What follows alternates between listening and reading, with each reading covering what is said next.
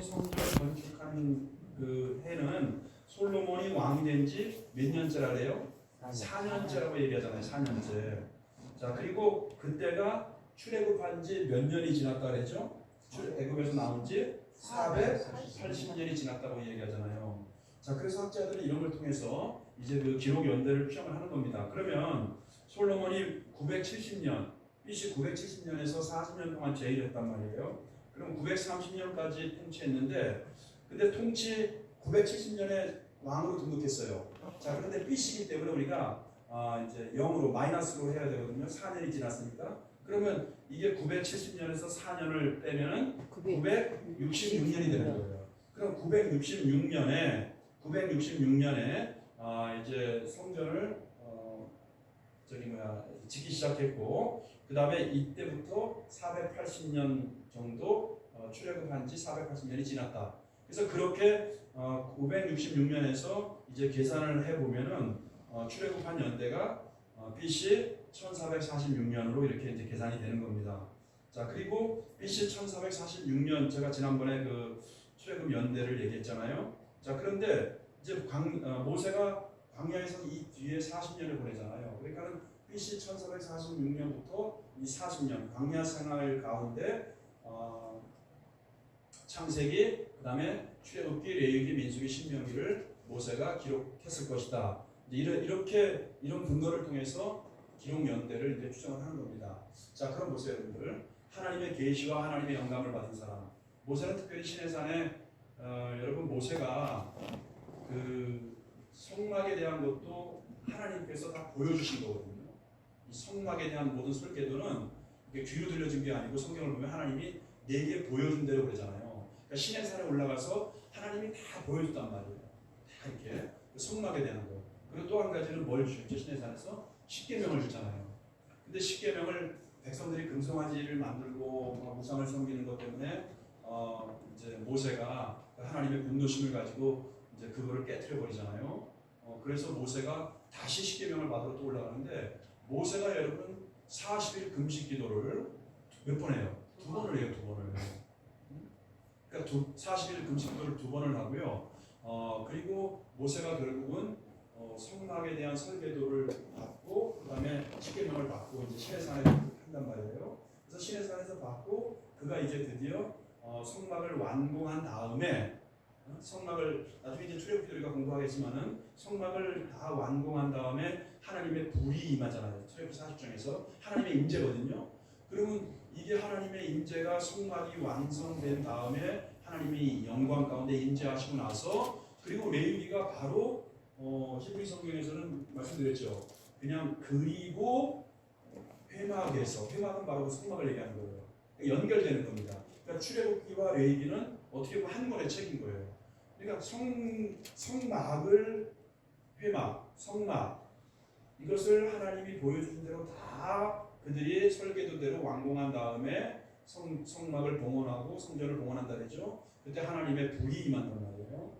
그리고 나서 바로 레위기에서, 그리고 그 성막에서, 회막에서 하나님이 모세를 부르시고, 이게 이제 레위기 1장으로 연결되잖아요.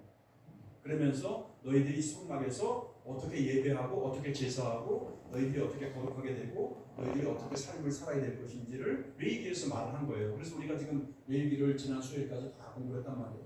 레위기도 우리 배우신 분들은 참 재밌었죠.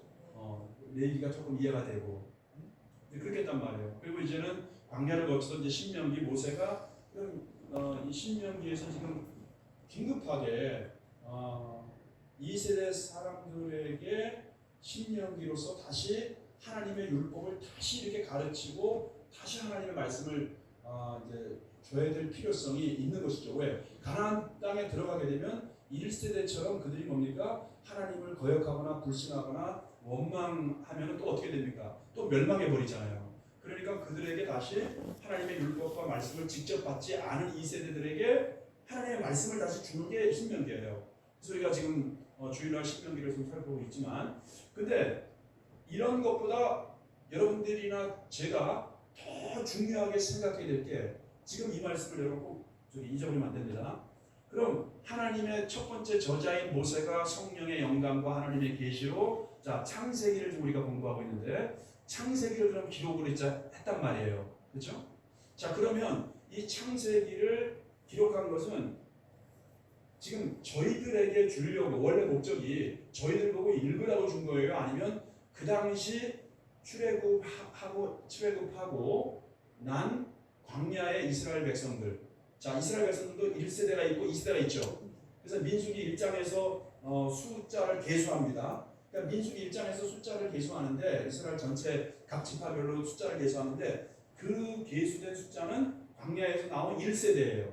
자, 근데 그들이 한 1년 반 정도 뭐 시내산에서 머물기도 하고 그다음에 광야 가데스 바네아까지 오기도 한 기간이 한 1년이 좀 넘어요. 그러면 이제 그 가데스 바네아는 바로 가나안 땅을 그냥 바로 이제 위로다 조금만 올라가면 그냥 되는 거예요.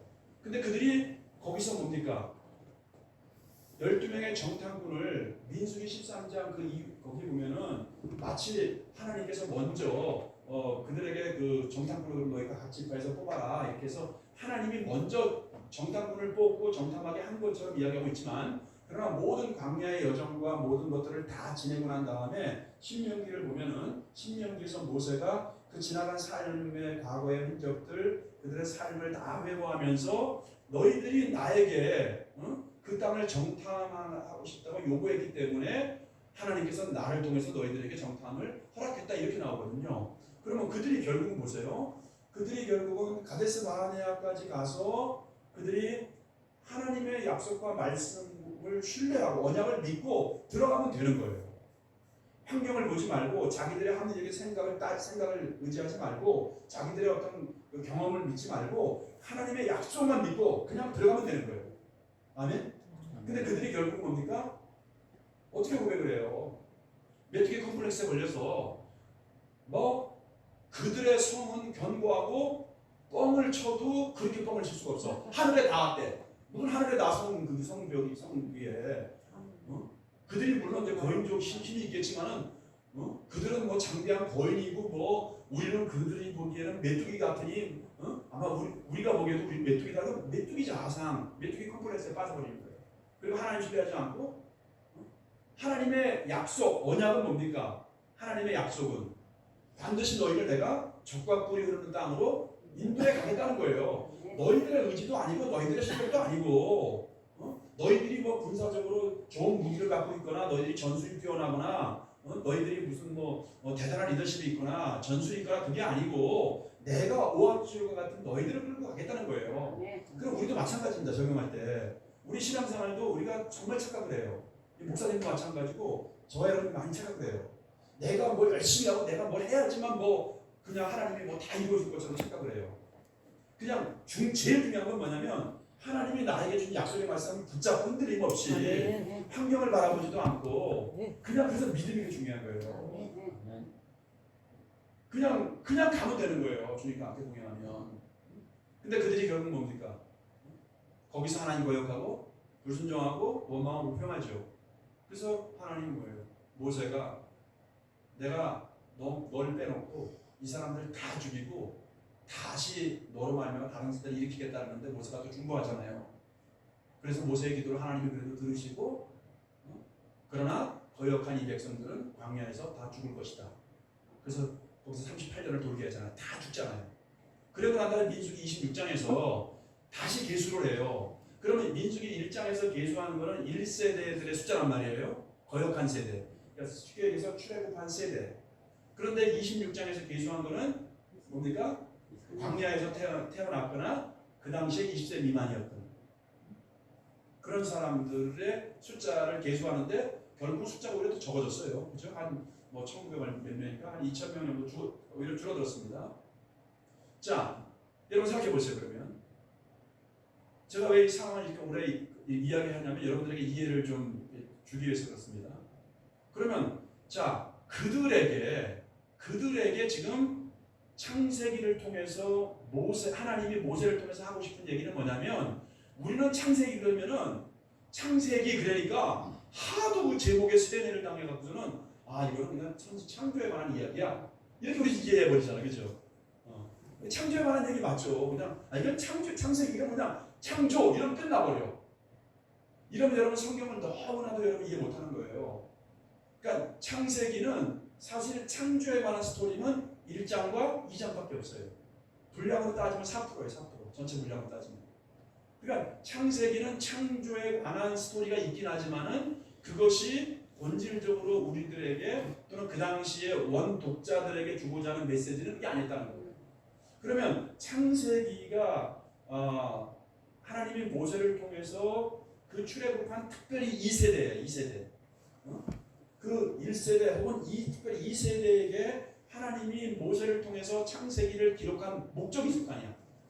이거를 이제 우리는 어떻게 얘기하죠? 저자의 의도라고 얘기합니다. 의도. 그러니까 여러분들이 이런 걸 좀 알고 성경을 읽어야 성경이 이렇게 이해가 되는구나.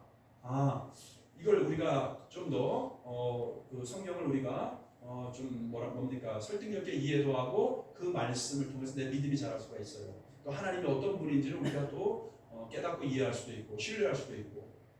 자, 그런데 하나님이 모세를 통해서 그 2세대들에게 창세기를 기록하게 한 목적은, 그러니까 창세기는 지금 1차적으로 그들에게 준 거지 우리들에게 준 거 아니에요. 이해가 되시죠? 그러니까 원래는 뭐예요? 출애굽 세대, 이 세대에게 너희들이 누구고, 그러니까 너희들의 정체성이에요. 그들이 히브리인들이잖아요. 히브리인들, 이스라엘 백성들, 너희들의 정체성이 무엇이고, 그리고 너희들을 택한, 너희들을 구원한, 너희들을 사랑한 하나님은 어떤 분인가? 그러니까 정체성에 관한 거예요. 이걸 놓치면 안 돼요. 그러니까 창세기 그러면 여러분 창조 이렇게 끝나지 말고요. 창세기 그러면 이거는 히브리인들의 기원, 이스라엘의 기원, 히브리인들의 기원과 정체성에 관한 책이다. 이걸 꼭 여러분 놓치면 안 돼요. 아시겠죠? 그냥 창세기 그러면 그 천지 창조? 하나님 6일째까지 창조하고 7일 했다. 이렇게만 알고 있으면 안 돼요. 그건 아주 여러분 사소한 겁니다. 4%밖에 안 되는 거예요. 정말 중요한 거는 뭐냐면은 창세기 12장을 우리가 다 알고 있어야 되죠. 누가 등장해요? 아브라함. 이거 모르면 안 돼요.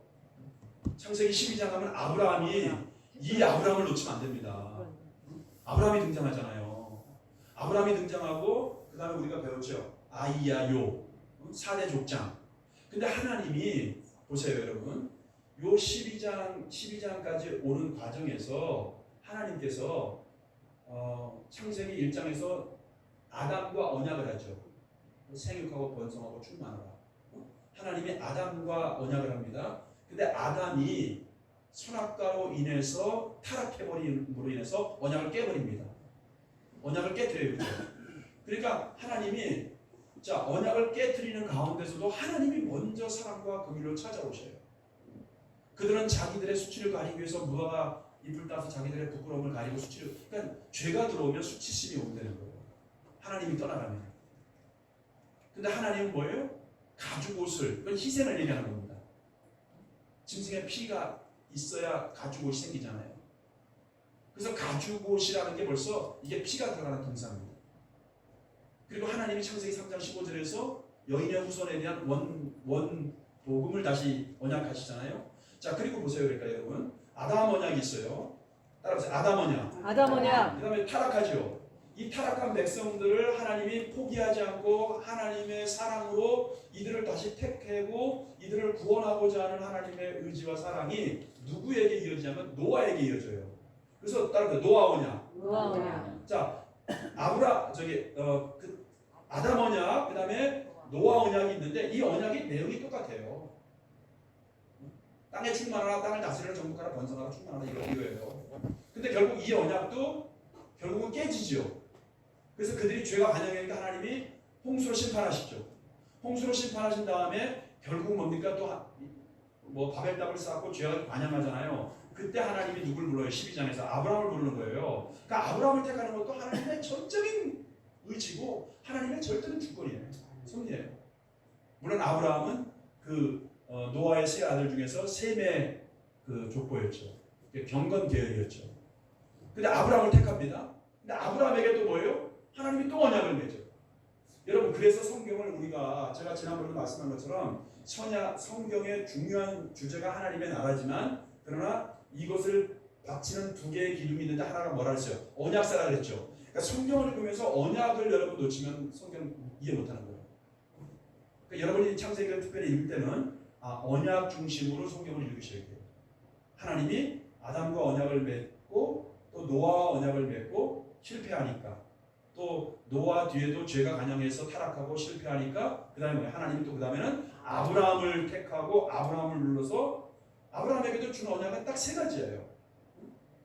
큰 민족을 만들겠다. 그 다음에 뭐예요? 땅.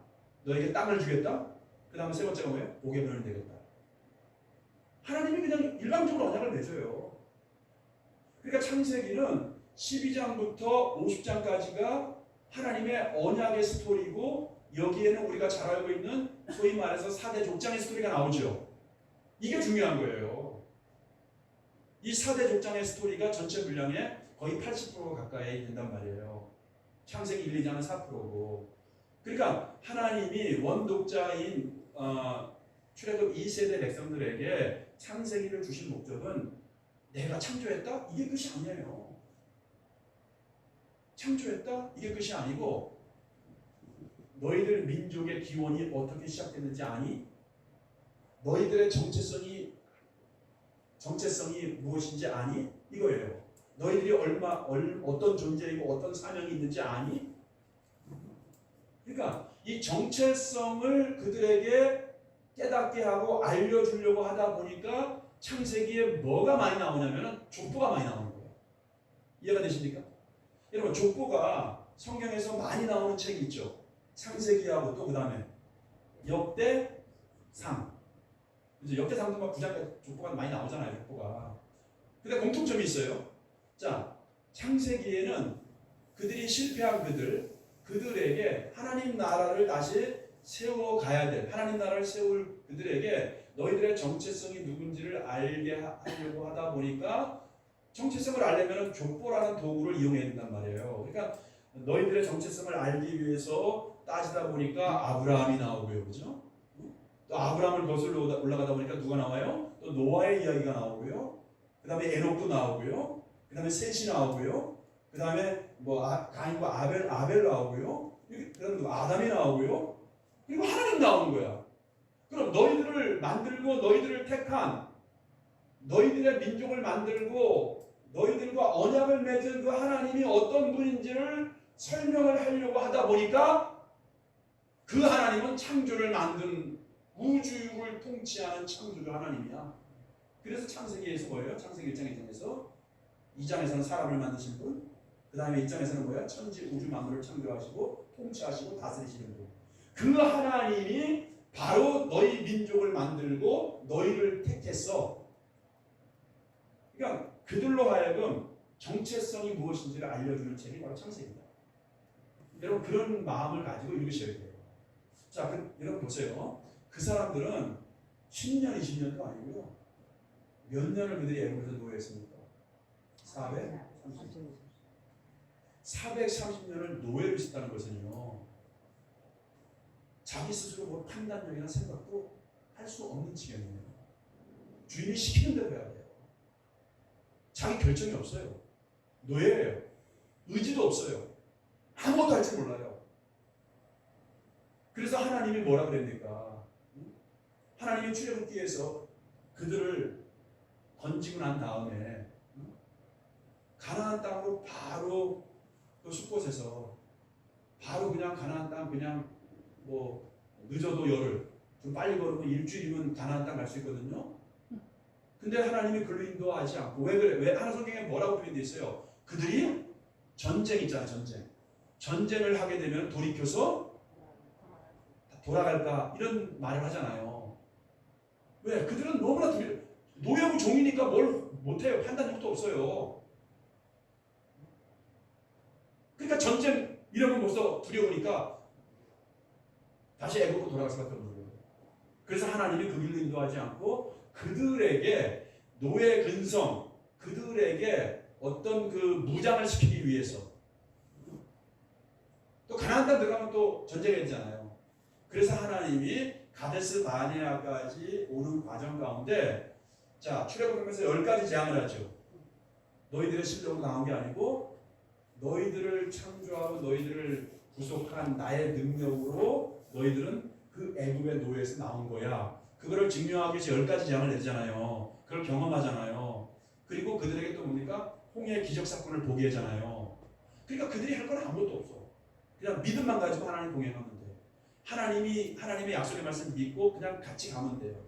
근데 가데스 바네아에 가서 그들은 어떻게 됩니까? 실패하고 하나님의 능력과 하나님의 일하심에 대해서 자기들이 경험한 하나님을 다 잊어버리고 거역하고 원망하고 불평하니까 다 죽어버리는 거예요. 그런데 이 세대들은 38년 동안, 여러분 보세요. 이 세대들은 38년 동안 홍해, 그 다음에 물론 이 세대 중에서도 이제 나이가 어렸을 때 죽지 않은 사람들은 그걸 경험했겠죠. 들었겠죠. 10가지 재앙. 근데 그것뿐만 아니고 이 세대는 38년 동안 거기서 훈련받는 거예요. 그 사막에서 여러분 보세요. 하나님의 임재가 나타나죠. 불기둥과 불을 뿜는다. 매일매일 만나가 내려서 먹지. 굶어 죽지 않아요. 그죠? 또 고기도 먹게 되죠. 의복도 헤어지지 않는다 그러죠. 그 사막에서 여러분 그 한두 명도 아니고 수십만도 아니고 뭐 한 200만 명도 된다 그러잖아요. 또 식수도 없는 그 광야에서 물도 공급받죠. 그러면서 그들은 뭡니까? 철저하게 하나님의 임재 훈련, 하나님의 능력, 우리가 생존하는 것도 우리가 여기까지 사는 것도 어떤 나의 노력과 나의 의지로 사는 게 아니고 누구의 사랑과 능력으로? 하나님의 사랑과 하나님의 능력으로 나는 살고 있구나. 자, 그럼 그들에게 이렇게 쌓이는 거예요. 그럼 그들이 이제 하나님을 경험했잖아요. 하나님을 경험한 그들은 이제 보니까 하나님을 경험했어요. 하나님을 경험했는데, 자, 그들 가운데 여전히 두려움이 있어요. 두려움이 있지만 그 38년 동안 단지 애굽에서 10가지 기적도 아니고 또 홍해를 건너는 단 한 번의 기적도 아니고 매일매일 38년 동안 하나님의 기적을 공급받았단 말이에요. 혹시 의심하는 사람들은 하나님 뭐라 그랬죠? 안식일 전날만 이틀치 거두고 그 다음에는 뭡니까? 더 이상 거두면 썩어 냄새가 나게 한다 그랬잖아요. 근데 의심한 사람도 있었겠죠. 성경에 보니까 있잖아요. 그래서 더 많이 거둬 그 다음날 것까지. 그러니까 이게 우리들의 일이니까. 하나님 돈도 꼭 필요한 그것만 줘. 아니 좀 많이 좀 줄만 좋아. 응? 근데 하루치 이상 거둔 사람은 나가보니까 그 다음 어떻게 된 거예요? 썩잖아. 그러니까 내가 더 많이 거둬도 소용없구나. 그러니까 매일매일 하나님의 일하심과 하나님의 기적과 능력을 매일 경험하는 거야. 그러니까 내가 광야에서 이 살 수 없는 광야에서 산 것도 하나님의 능력이구나. 하나님의 도우심이구나. 나는 그냥 하나님 믿고 가면 되는 거야. 이거 훈련 받은 거야. 이거 훈련 받으니까요. 요단강이 넘쳐 흐르는데 거기에 그냥 그 하나님의 말씀 믿고 들어갈 수 있는 거야. 이해가 되세요?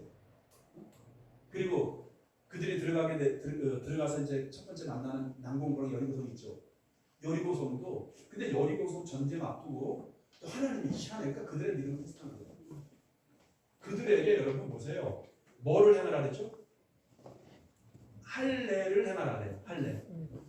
지금이야 뭐 병원에서 마취하고 뭐 남자들 할례 하니까 지금이야 별로 안 아프고 편하지만 그 당시에 돌칼로 뭐 소독이나 됩니까 뭡니까 그냥 똑같은 거로 그 남자 생식기를 잘라내는 그 고통이 얼마나 심하겠어요. 일주일 이상을 움직이지 못합니다. 그러니까 여러분 그 레위가 알잖아요. 그 부족을 다 할례시키고 나서 2명이 들어가 다 죽여버리잖아요. 그러니까 움직일 수가 없는 거거든요. 근데 하나님이 들어가면 전쟁을 해야 되는데 한 2-3km 정도 떨어진 곳에서 백성들에게 전부 다 할례를 하라 그래. 그럼 백성들이 볼 때는 이거 어이가 없는 거잖아요. 전쟁을 하러 나가야 되는데 할례를 하고 움직이지 못하는데 어떻게 전쟁을 하지? 근데 해요 안 해? 하는 거야. 왜냐하면 전쟁의 승패도 나의 어떤 힘과 전술과 무기와 능력이 아니고 그냥 광야에도 하나님의 도우심과 하나님의 능력으로 내가 승리하고 살았던 것처럼 이 전쟁도 가나안 전쟁 정복하는 것도 내가 할 건 아무것도 없구나. 믿는 것밖에 없구나. 이렇게 깨달은 거예요. 아시겠죠? 그러니까 할례를 하는 거예요. 그리고 말도 안 되잖아. 그 난공불락의 여리고성을 그냥 하루 한 바퀴 돌기만 해. 근데 아무 말도 못하게. 아마 좀 말도 하게 했으면 우리 사람이다 보니까 아니 뭐 이게 뭐 무너지겠어? 그리고 그들이 할례했기 때문에 아마 제가 볼 때는 제대로 갈 수도 없을 거야. 할례했으면 이해할 거야. 그때도. 그러니까 이해할 수 없는 거예요 하나님이. 그들이 그리고 제가 아까 얘기했죠. 1차, 2차 계수했을 때 오히려 한 2,000명 줄었다 그랬죠. 숫자도 줄었지요. 그 다음에 무슨 뭐 그 노예기 때문에 그들은 그냥 뭐 전쟁할 줄도 모르지요. 거기다가 위대했던 영도자 모세는 죽었지요. 새로운 신무기가 있는 것도 아니죠. 오히려 신무기는 그쪽에 있죠. 철병구가 있고 0.0001%야. 그들이 싸워서 이긴다는 것은. 근데 하나님은 그들에게 뭡니까? 오히려 할례도 행하고 가서 성을 도우래 그냥. 또 투덜거릴까봐 원망하고 불평할까봐 그냥 아예 입을 닫고 그냥 걷기만 해. 할례. 그러니까 폐단병처럼 걸었을 거 아니에요. 어떻게 보면 그죠. 근데 그들에게 한 가닥 저 믿음은 있었겠죠. 광야에서 우리가 살았다. 30년. 살 수 없는 광야에서 전적인 하나님의 은혜와 능력으로 살았다. 여러분, 그들에게 이 믿음이 필요했던 거예요. 그러니까 그들은 그 믿음으로, 그러니까 신앙이라는 것은 어떻게 보면 그러니까 경험된 신앙이 중요해요. 경험된 신앙. 따라서 경험된 신앙. 경험된 신앙. 네, 우리가 이걸 체험적 믿음이라고 합니다. 자, 그러니까 그들이 여리고성을 그냥 도니까 성이 무너져. 그러니까 하나님께서 이 창세기를 통해서 이 세대들에게 주고 싶은 내용은 단지 내가 천지 우주 만물을 창조하고 사람을 만든 창조한 하나님이야. 이것은 아주 사소한 거고요. 진짜는 그 하나님이 너희 민족을 만드신 분이고 너희를 택한 분이고 그 하나님이 출애굽을 시킨 분이고 애굽에서 어떻게 출애굽합니까? 그 제국에서 어떻게 노예들이 나와요. 그러니까 그 출애굽하는 분도 누구라는 거예요? 하나님이다. 근데 그 하나님은 바로 뭡니까? 이 족보를 통해서 쭉 올라가다 보니까 바로 너희들을 만든 사람이고 너희들을 구원한 하나님이다. 이걸 알려주는 거거든요. 그러면서 그 하나님이 광야를 거쳐서 너희들을 어디까지 인도하겠다는 거예요? 가나안 땅까지 인도하겠다는 거예요. 그러니까 그것을 알려주기 위해서 너희들이 어떤 존재이고 어떤 사명이 있는지를 알려주기 위해서 바로 창세기를 모세를 통해서 하나님이 주신 겁니다. 아멘. 그러니까 창세기가 이렇게 중요한지 알겠죠? 그냥 단지 우리가 무슨 뭐 첫째 날 뭐 만들고 둘째 날 뭐 만들고 뭐 하나님이 그래 우주 만물을 만들고 통치하시고 이 정도가 아니니까 여러분 창세기 목적이. 그래서 창세기에는 여러분 이 원문을 보면은 10개의 족보가 딱 나와요.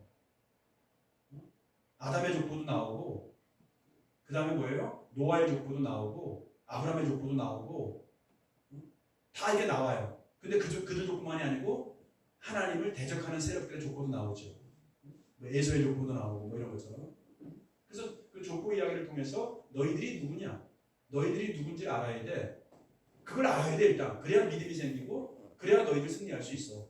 그래야 내가 누군지 알 수 있어 하나님이. 이거를 알려주고 싶어서 창세기를. 자 여러분 우리들에게 적응시켜 봅시다. 우리들에게 이거는 원독자들이 그들에게 창세기를 주신 목적이란 말이에요. 근데 그 목적은 저와 여러분에게 똑같아요. 그 목적과 영적인 의미는 우리도 마찬가지예요. 우리가 무슨 능력이 있고 우리가 무슨 뭐 하나님 앞에 잘한 게 있어 우리가 구원받았나요? 전적으로 하나님의 의지와 하나님의 주권적인 선택으로 우리가 너는 내 자녀야 내 자식이야 이렇게 구원받은 거예요. 아멘? 아멘. 하나님 우리를 이렇게 구원한 거예요.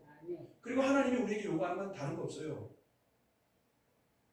네가 죄 씻음 받고 하나님의 자녀가 되는 것은 예수 그리스도의 십자가의 죽음과 그분의 부활을 믿으면 돼. 복음이잖아요. 그죠?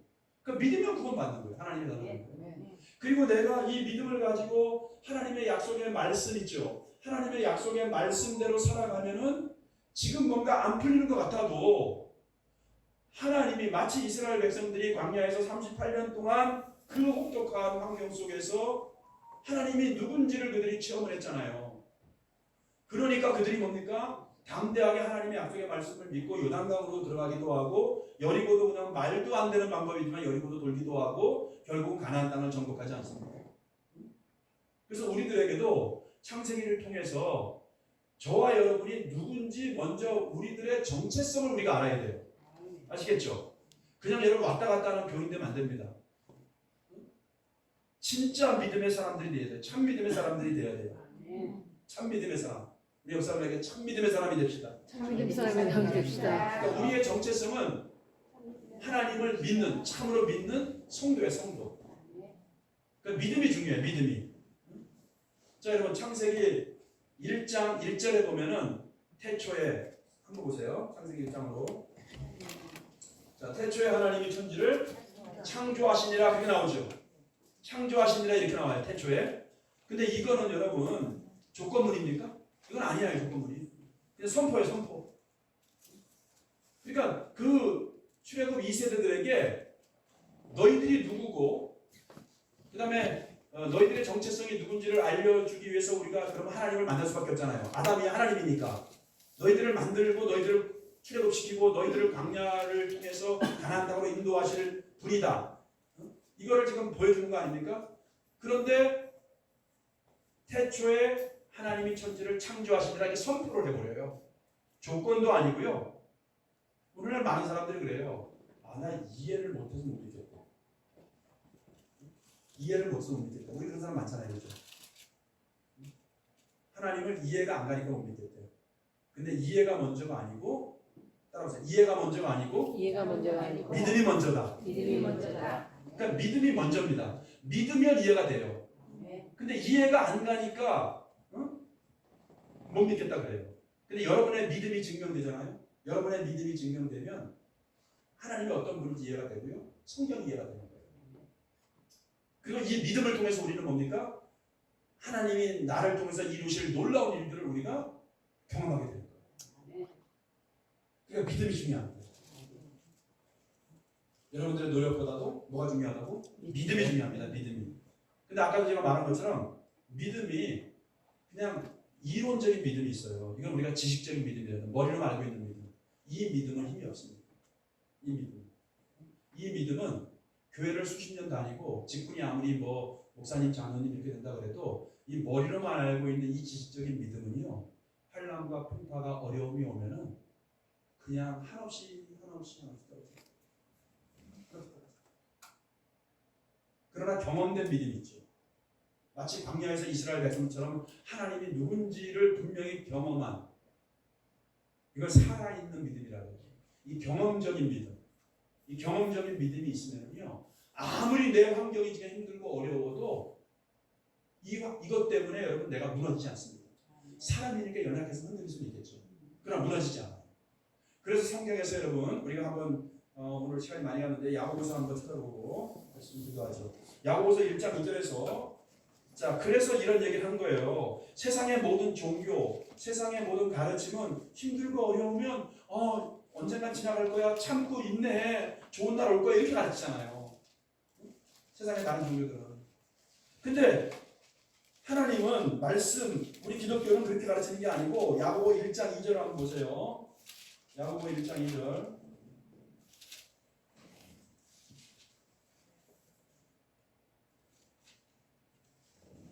자, 시작. 내 형제들아, 너희가 여러 가지 시험을 당하거든 기쁘게 여기라. 자, 세상은 참으라고 합니다. 인내하라고 합니다. 좋은 날이 올 거야. 인내하면 뭐 너희가 더 큰 은혜가 올 거야. 더 큰 복이 올 거야. 막 이렇게 가르쳐요. 그러나 지금 하나님은 우리들에게 야고보를 통해서 오히려 시험이 올 때, 고통이 올 때, 환난이 올 때 참는 게 아니고 기쁘게 여기라요. 왜냐하면 그 믿음의 시련이 그렇죠? 우리를 온전하게 만들기 때문에 경험된 믿음으로 하나님이 누군지를 아는 믿음으로 만들어내기 때문에 하나님은 모든 것을 합력하여 선을 이루시는 분이시지 내가 지금 당장 만난 고난 때문에 너 죽지 않는다. 우리를 만드는 과정일 수 있어요. 여러분들 이해하십니까? 여러분들 우리들에게 마치 2세대 백성들이 정말 요단강을 넘치는 요단강을 도저히 어떻게 건넙니까? 그러나 말씀에 의지하여 건너면 기적을 경험하잖아요. 그걸 선물로 주시기 위해서 우리들에게도 하나님이 그러니까 여러분 우리들에게 영육간의 축복을 주기 위해서 하나님이 지금 우리들에게 이런 시련 저런 시련을 이렇게 환난의 보좌에 축복을 담겨놓고 있는 거예요. 여러분 생각해 보세요. 어떤 사람들은 뭐 기도원에 가서라도 밥 잘 먹고 기도 대충 한 10분, 20분 해도 그냥 응답받았다 그러고 뭐 잘 되고 뭐 복받고 이런 사람 있어요. 근데 어떤 사람은 일주일 금식을 하고 뭐 40일 철야를 하는데도 인생에 왜 이렇게 안 풀리는지 그 당시에는 막 더 힘들고 막 이렇게 보일 수도 있어요. 근데 여러분, 우리가 중요한 건 뭐냐면 하나님이 주고 싶어도 내가 그릇이 준비되어 있지 않으면 줄 수 있을까요? 없을까요? 없어요. 근데 이 그릇은 무슨 그릇이다? 제일 중요한 게 믿음의 그릇이야. 믿음의 그릇이. 하나님의 언약을 믿고 가면은 관계를 통과하는 거예요. 하나님의 약속을 믿고 가면은 가나안 땅 정복할 수 있는 거예요. 전술과 전략이 아닙니다. 무기가 아닙니다. 나의 경험과 힘이 아닙니다. 그냥 하나님과 동행하면 하나님이 행하셔요. 근데 이 믿음이 우리가 없는 거예요. 그러니까 이 믿음의 그릇을 키우기까지 여러 가지 과정들이 필요한 건데 이 과정에서는 뭡니까? 우리가 원하지 않는 정반대의 현실과 정반대의 환경을 통해서 하나님은 내 믿음이 어떤 믿음인지를 드러나게 해요. 그러니까 여러분들은 신앙생활 오래 한 거 필요 없어요. 여러분이 원하지 않는 상황 딱 맞닥뜨려보면 여러분들의 믿음이 머리로만 알고 있는 이상적인 믿음인지 진짜 하나님을 믿는 경험된 믿음인지를 알 수가 있어요. 그러니까 여러분 힘들고 어려울수록 그러니까 어떻게 해야 돼요? 야고보 1장 2절처럼 기쁘게 여겨라. 이제 드디어 나에게 때가 왔구나. 한번 따라해보죠. 이제 드디어 나에게 때가 왔구나. 이제 복받을 때가 온 거예요. 진짜 영적인 복이건 환경의 복이건 무슨 복이든지 간에 이제 받을 게 된 거야. 때가 된 거야. 아니 생각해보세요. 요만한 종지 그릇인데 막 폭풍과 내려. 그럼 얼마 다 쏟았잖아. 다 쏟아. 그죠? 그릇이 컵밖에 안 되면은 이만큼밖에 못 받아요. 바켓스라 그러죠. 그냥 그 정도 그릇이면 그 정도 받아. 근데 큰 양독이나 뭐 이런 거는 뭐 엄청나게 감잖아요. 그러니까 여러분들의 믿음이 큰 믿음이 돼야 돼. 그래서 큰 믿음이 돼야 돼. 흔들리지 않는 믿음. 이 믿음이 뭐예요? 환경과 상관없이 하나님의 약속을 신뢰하는 흔들리지 않는 믿음입니다. 그러니까 지금 여러분 환경 보고 우려하지도 마시고요. 이제 드디어 때가 됐다. 여러분 기쁘게 여기라는 이 말씀 한번 하나님 말씀이잖아요. 하나님 말씀이니까 자꾸 내가 안 믿어지더라도 자꾸 선포하세요. 이 야고보서 1장들을 자꾸 선포하세요. 자꾸 여러분 힘들고 어려울수록 찬송하세요. 찬송 많이 하세요. 찬송을 많이 부르세요. 찬송 많이 부르고 그냥 선포하세요. 그래서 우리 성도들 가운데서도 정말 기적의 주인공 나왔으면 좋겠어요. 하나님을 정말 높이고 찬양하고 마치 하나님 이런 하나님이야 막 이런 여러분이 창세기를 통해서 이 믿음이 회복되기를 예수님의 이름으로 축복합니다. 우리 같이 찬양 부르고 여러분 기도하겠습니다. 오늘 한번 여러분 기도하시죠. 하나님 나에게 이